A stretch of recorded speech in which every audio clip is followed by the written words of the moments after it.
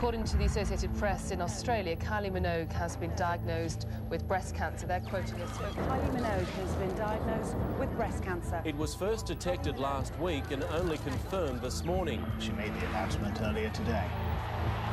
She's fought every inch of the way, and surely this will be her greatest challenge. She may be cancelling her world tour. Horrific circumstances. Her birthday later this month, in fact. Kylie Minogue, 37 years old later. The Australian singer said she hoped all would work out fine and told her many fans and her friends in the music business that she hoped she'd be back with them soon.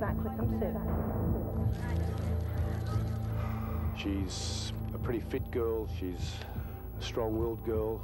And all our thoughts, I'm sure all of Australia's and the world's thoughts are going to be with her.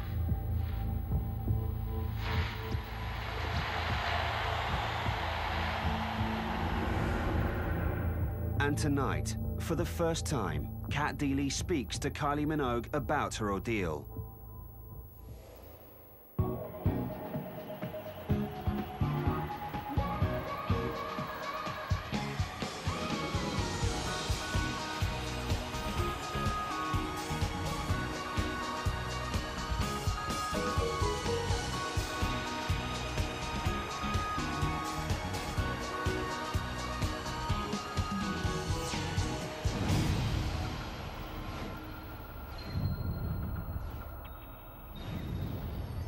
Have to start off by saying you look incredible. Thanks. No, seriously, like glowy and healthy and sparkly eyes and smiley. Well, I'm happy to be here. Overall, that's, you know, I see things differently, and I'm just happy to. Well, for the first time in my life, I actually rested. But to have a year that certainly was not an easy year, but I did stop, and so I think a lot of people have been commenting saying you look really well, which is really glowy. Strange. Yeah, glowy, I'd say, because you removed yourself for a little while. So Well, it I becomes had like to. this. Yeah, of course. I mean, in a way, I had to, but I also, the days that I could get to the corner of the street, I really wanted to do that. I didn't want to. Yeah. Be trapped for because there was all kinds of stories best that they part were of a throwing year. around saying she's dramatically lost weight, you know, she's so thin now, and she's finding alternative therapies, and Yeah. There's always, I mean, yeah, I did lose weight. of course you were very ill. I did lose weight. And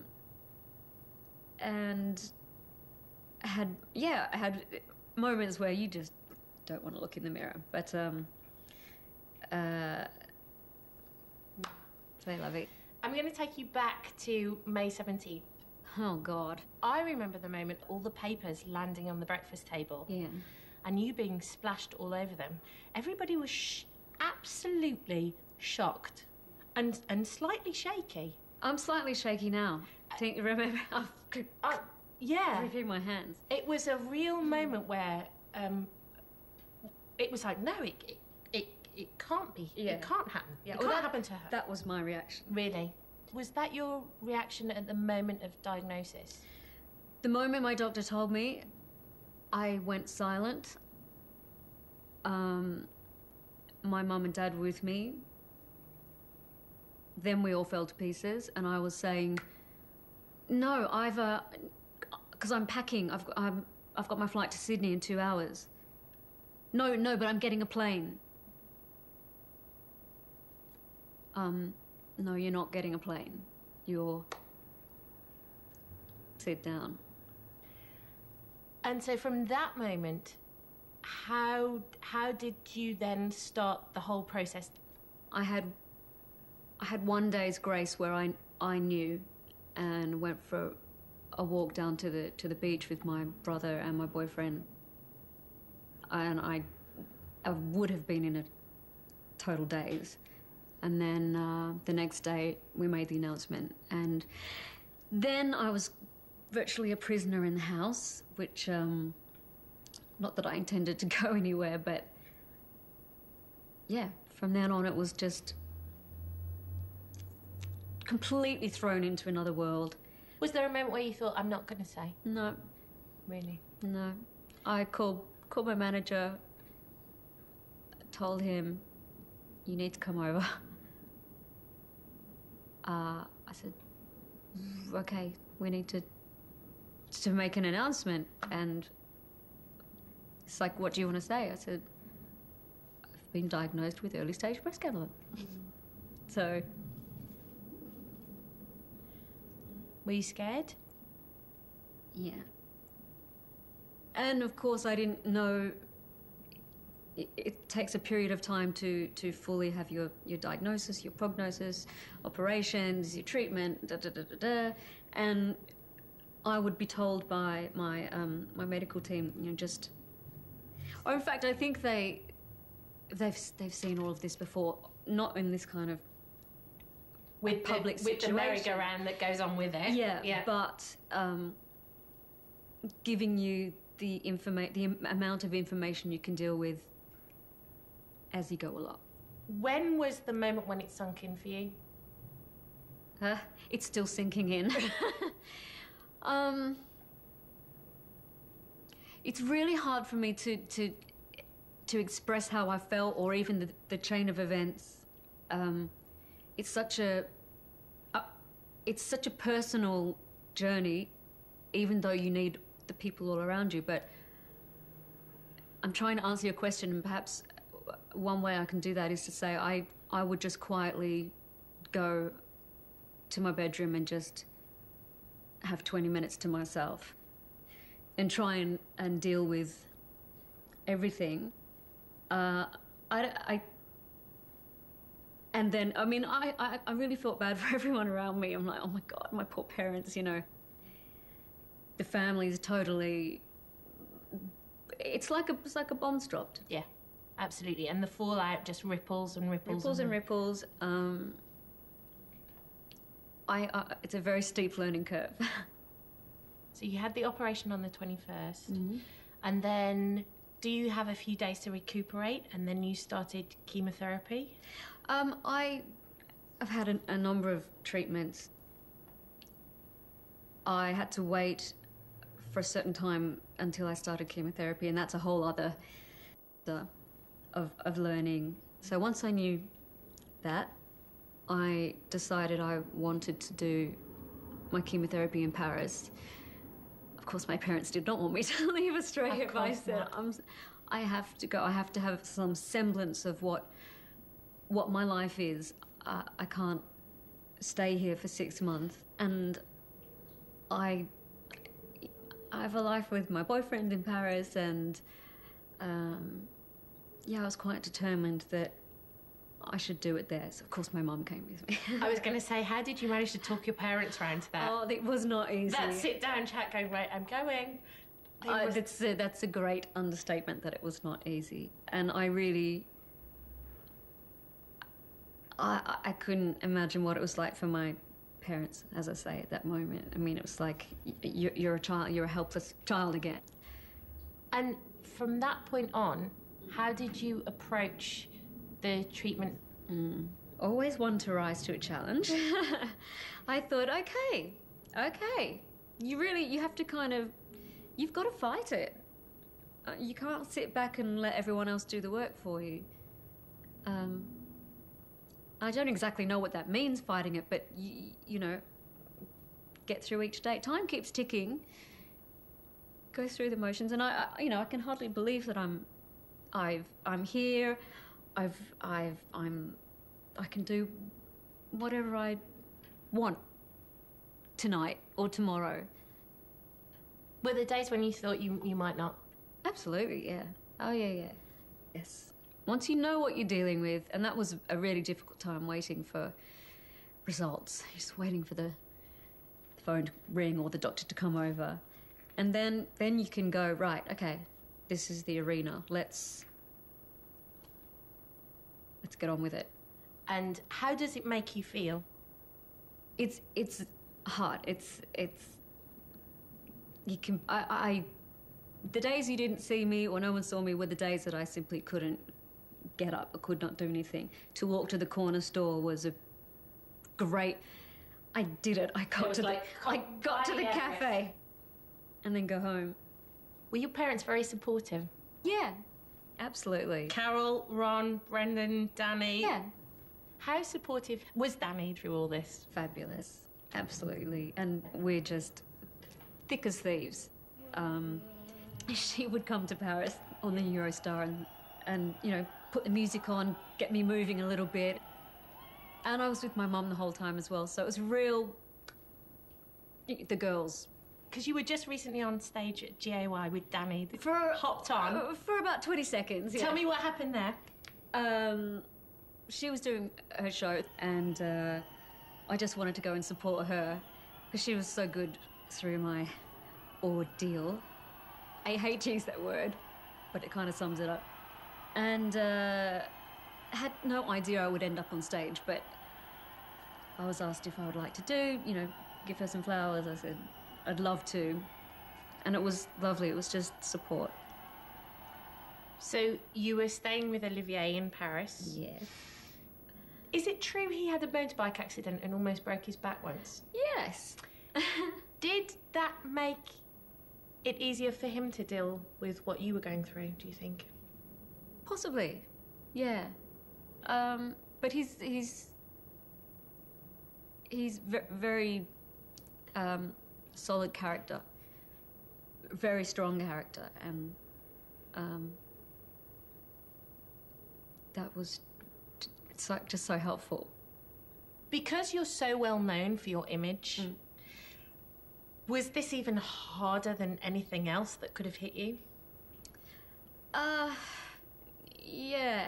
And to be honest, you can only imagine what a spin you're in trying to deal with it, you know. Take everything else away, you're dealing with your life. So around that, I'm dealing with everything else. And I said to my manager, oh, you know, call so-and-so and so-and-so. I understand if they don't want to work with me anymore and they don't want to, you know. What do you mean? I just felt like... What do you mean by that? I just thought that might be it, you know. Don't make me cry. There was actually a point where you thought that. Yeah. I cannot believe, you will not believe the number of people that have said to me, oh, do you know how she is? Do you know how she's doing? I did a big interview with you two actually not far long ago, and Larry was like, we want to know exactly how she is and how is she. Yeah. As a thank you for people who are watching, I had letters, like gorgeous little letters from children. We don't want doctors to put needles in you, and we love your songs. When are you back on stage? And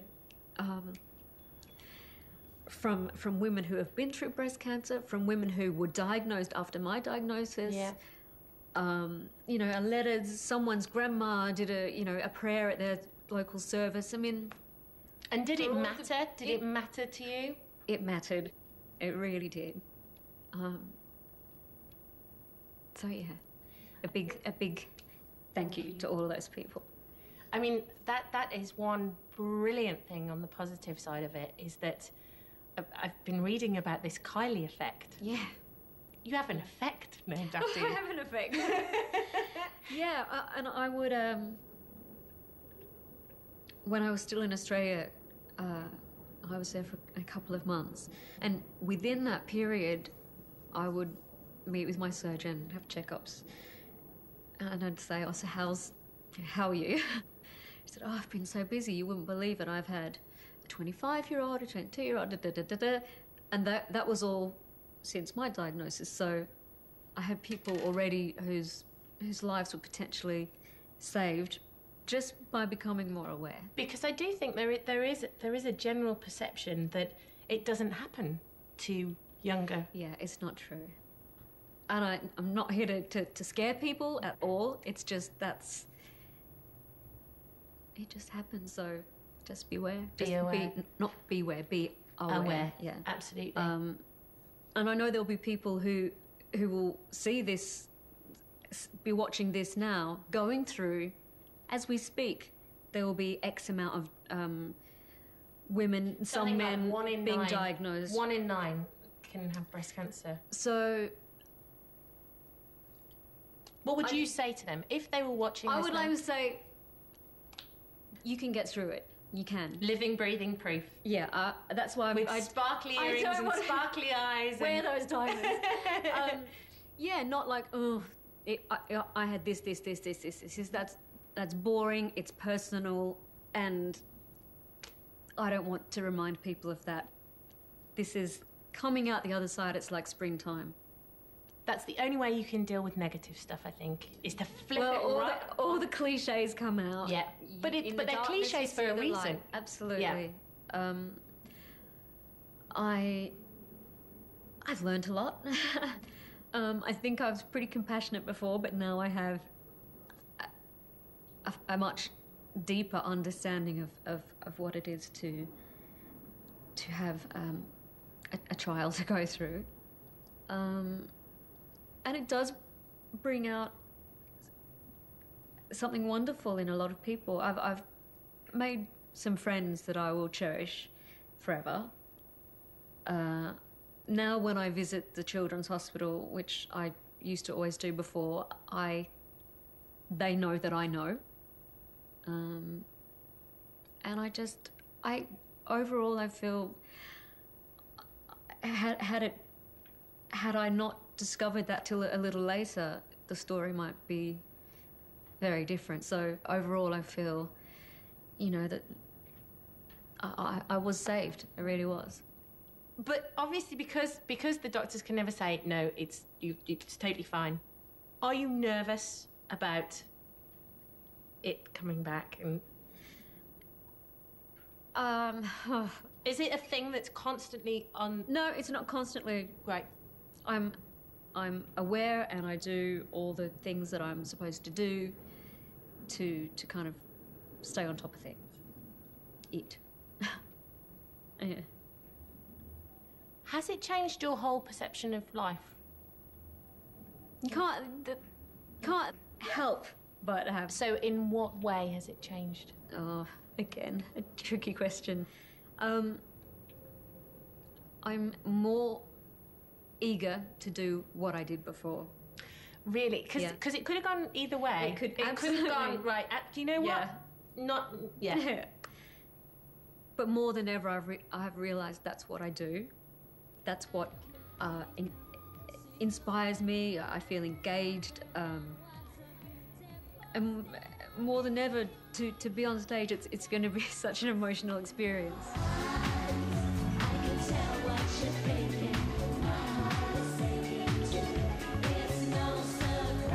Next, Kylie answers those wedding rumours. Are there any rings on these fingers? There is on that one, though. I've been eyeing that one. And her new outlook on life. I just want to do everything. I really do.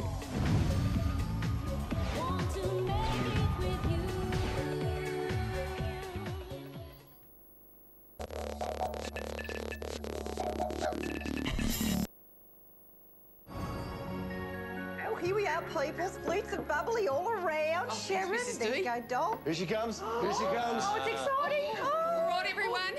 Give it up for Rippany. Ta-da! Oh, no. You look like a fairy tale princess, Eps. Tell me something I don't know, Dad. Oh, I think you look really gorgeous, Eps. Well, you're only human. Welcome back. Now, Kylie, there has been so many rumours about you and Olivier getting engaged, the marriage, all that kind of things. Can you set the record straight? How many times are you going to get married, Kylie Minogue? Are there any rings on these fingers? There is on that one, though. I've been eyeing that one.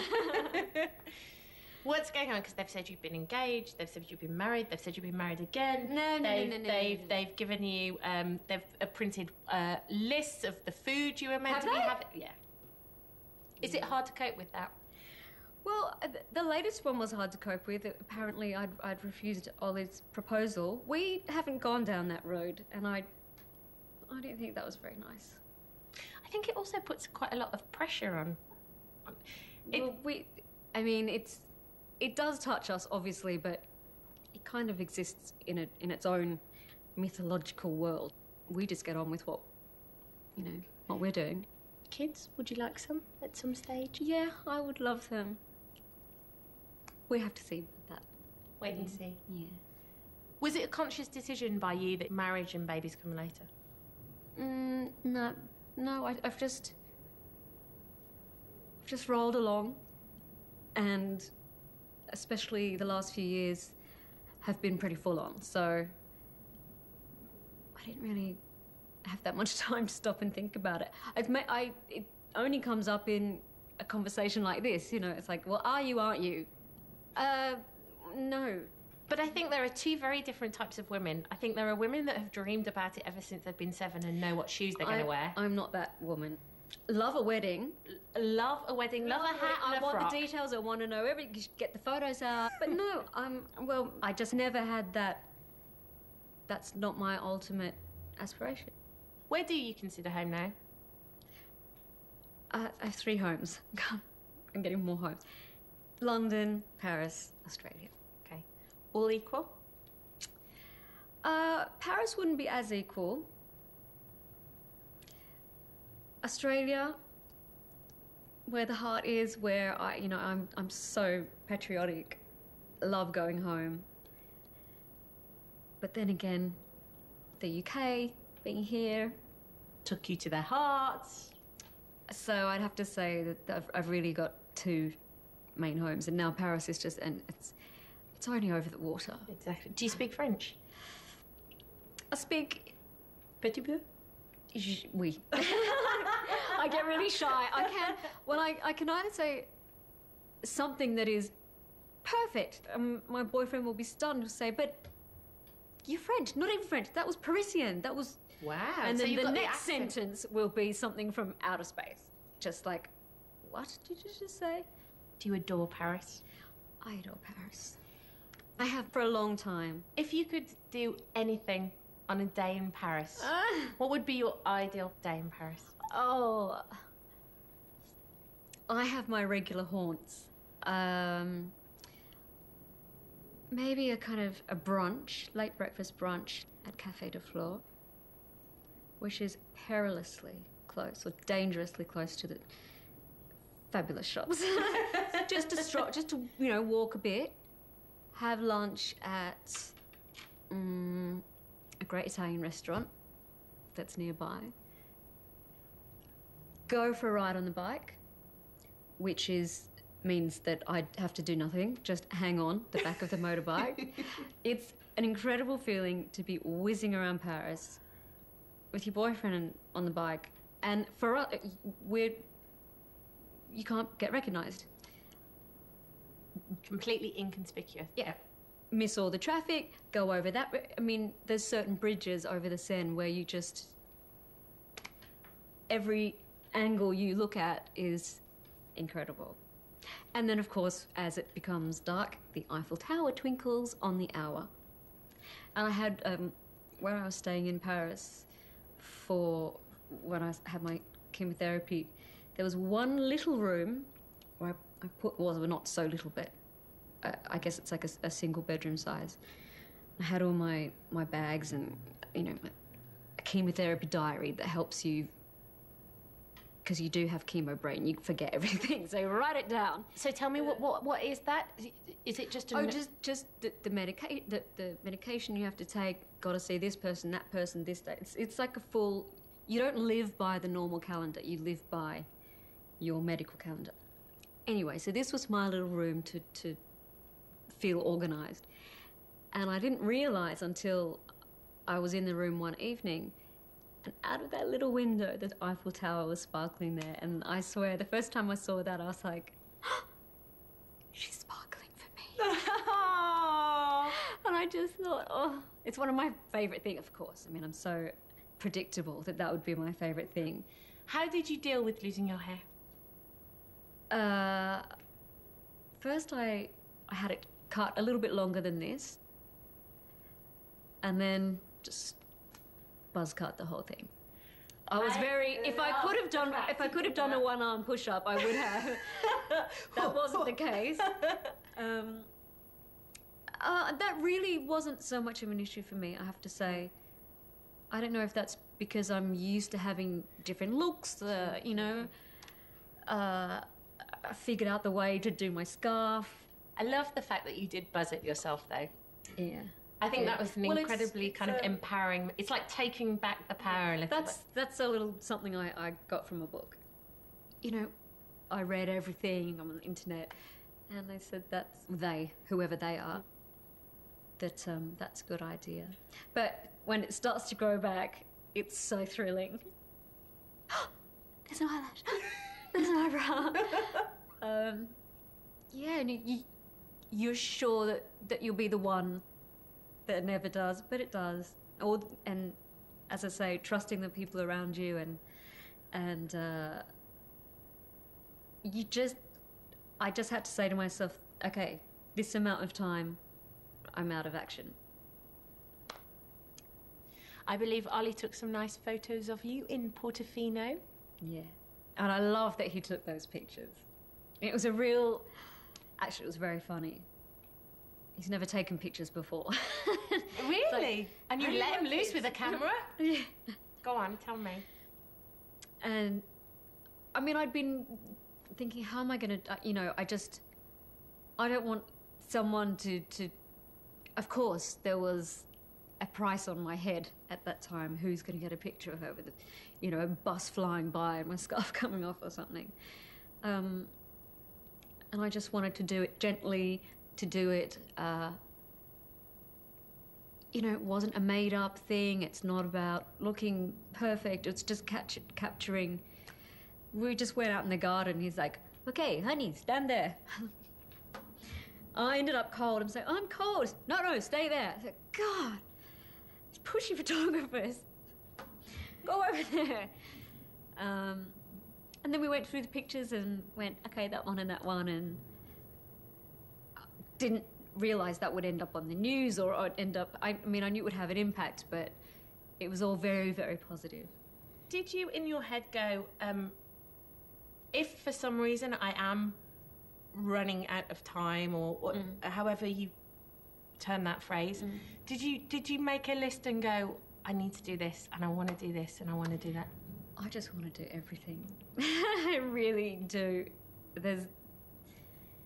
And I honestly don't want it to sound soppy or too cliche, but that's the way it is. It's nice to take a walk. It's nice to see friends.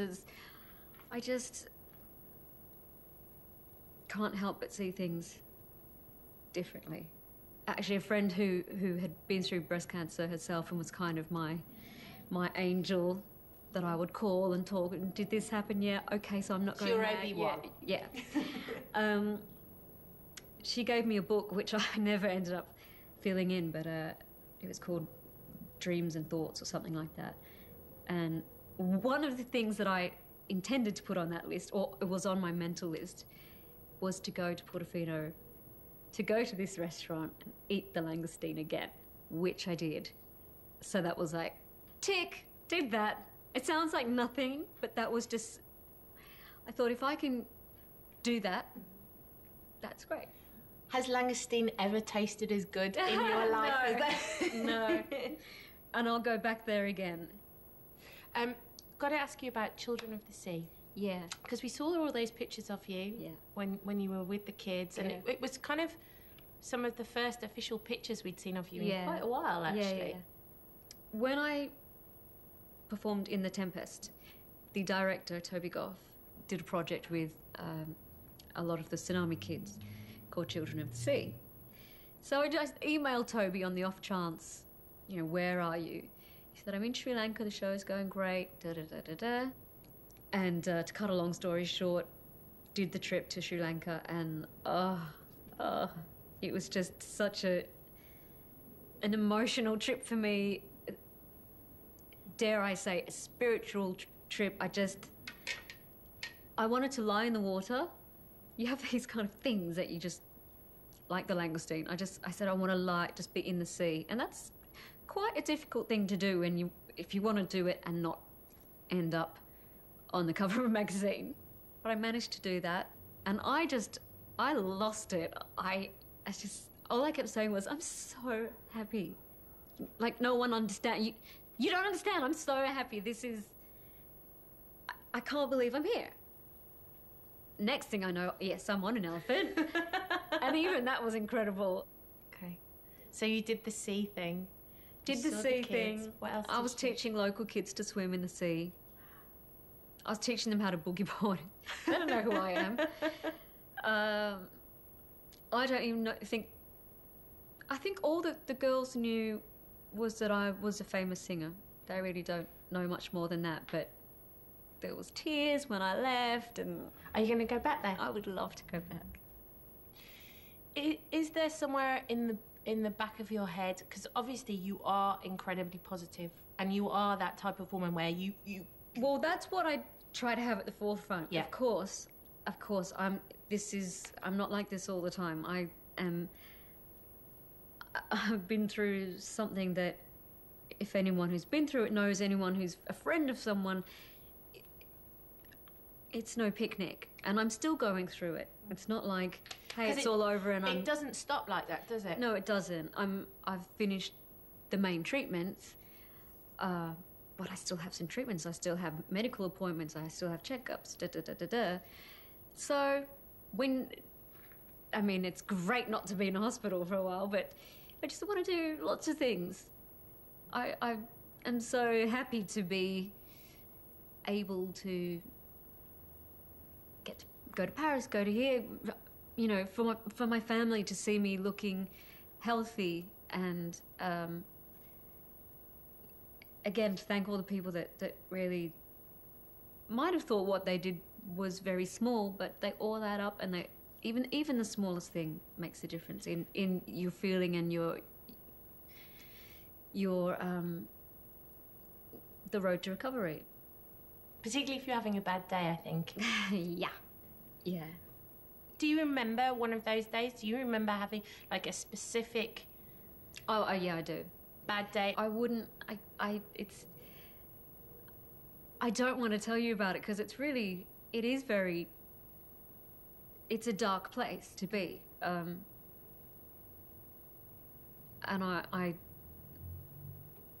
I wouldn't describe that. That's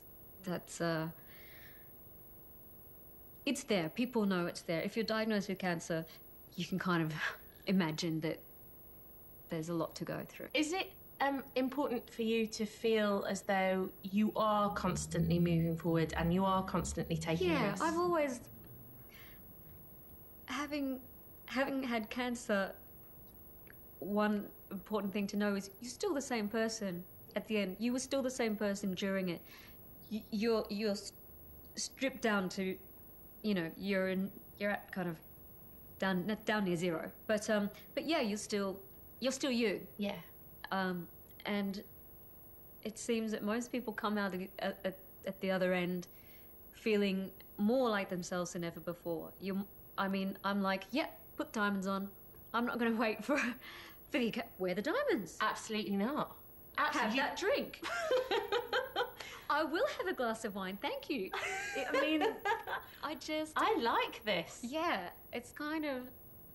It's embracing life is what it is. Yeah, it's just... Yeah, absolutely.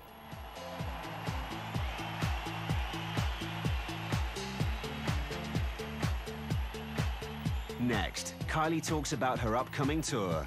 I've got a mountain to climb, but I don't fancy hanging around at the bottom of the mountain. And her plans for the future.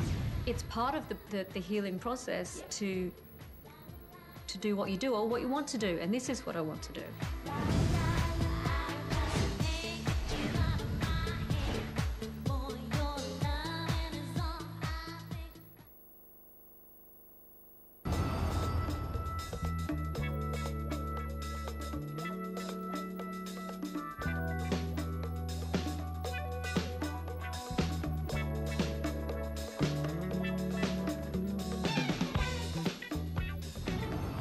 Tell me, when you do go back to Oz with the tour now, how will it feel going home and it's the first thing you're going to do?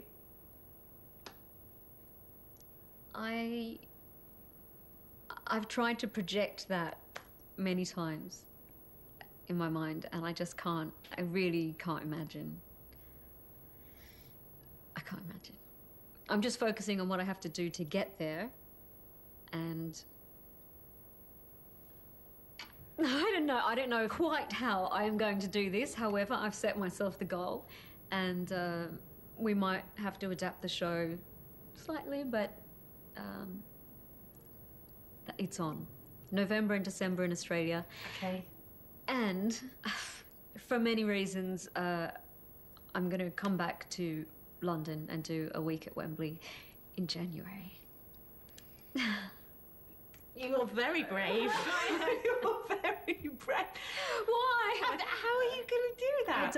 I don't know. But you know what? I'm never prepared before a tour. So how are you going to get yourself? Because I presume you've got to get yourself. I have to get on that walking machine, and I've never been in this situation before where I have to start from the beginning.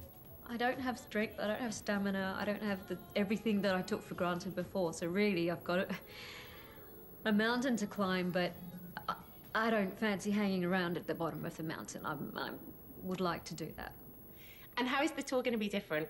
Are you going to make changes to it? Yeah. Partly because I'm not sure that I'll be able to do everything that I did before, and not that I do an enormous amount of, I'm not kind of jumping all over the stage, but just like quick changes are really stressful. Yeah, and particularly those corsets. Well, yes. There's a whole other world backstage that happens 6 times throughout the show. So I've said, you know what, maybe we won't have quick changes. We'll have slow changes. And maybe even a little chair. Why not? Send the tumbler out. So, yeah, some changes just through necessity, and then other changes because I've done that. Are you a natural live performer? I think so, but I have studied. I mean, I put in a lot of work behind the scenes to try and so that when I am out there, I've got the tools that I need, the technique for singing when you're not well. Sounds funny saying that now, doesn't it? Since I, unbeknownst to me, wasn't well, but I still sang. You did? During that period, were you really tired? I was tired. Really? Even at rehearsals before the tour started, I distinctly recall. I mean, it's funny how things come back to you. Going to my 2 sound guys, the monitor guy in the front of house, and I was like, oh God, I'm so tired, So maybe I'm too old for this. That's what I kept saying, like. So in retrospect, it is interesting. I don't know how much it's got to do with my illness or whatever, but suffice to say, yeah, I was pretty tired.